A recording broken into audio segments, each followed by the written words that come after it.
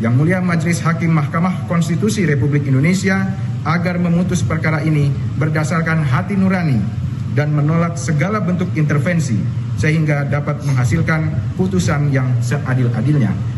Ketika kita dihadapkan pada masalah ekonomi, masalah politik, lalu pemilu yang seharusnya kredibel menjadi tidak kredibel, maka hak angket menjadi suatu hal yang sangat penting untuk dilakukan.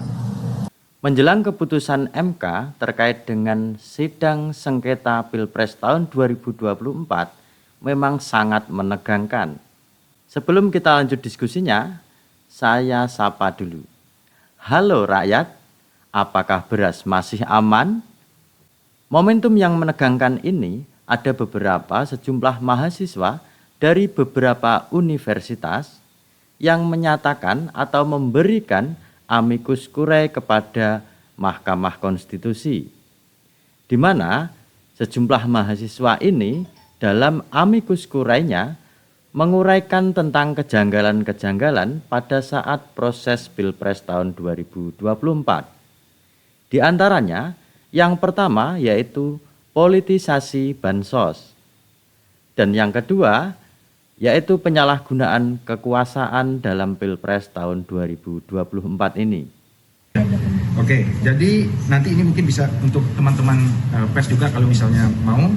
Jadi ada beberapa bab di dalam amisi ini yang pada intinya kami menjelaskan pertama bagaimana kronologi proses kejanggalan-kejanggalan yang kemudian bermuara kepada hasil dari Pilpres 2024 ini.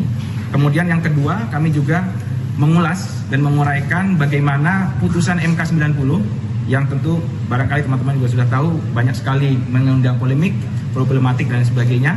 Itu kami ulas bagaimana dari segi politis dan dari segi hukumnya tentunya.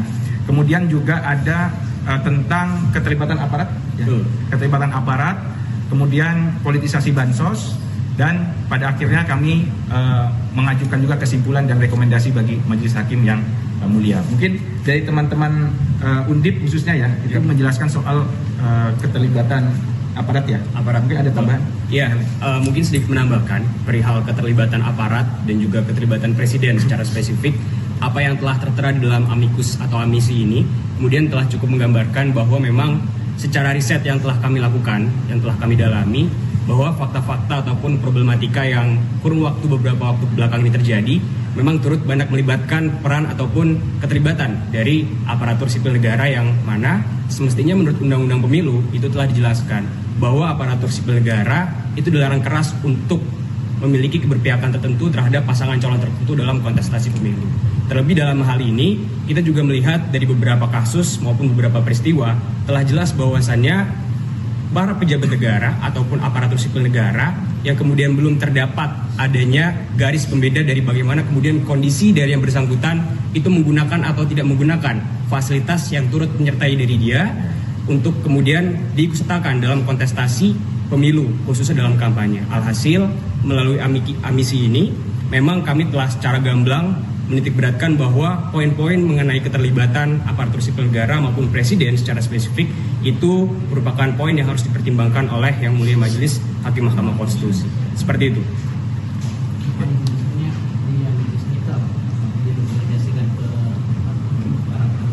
Oke, mungkin saya izin bacakan saja ya, langsung di bagian poin rekomendasi.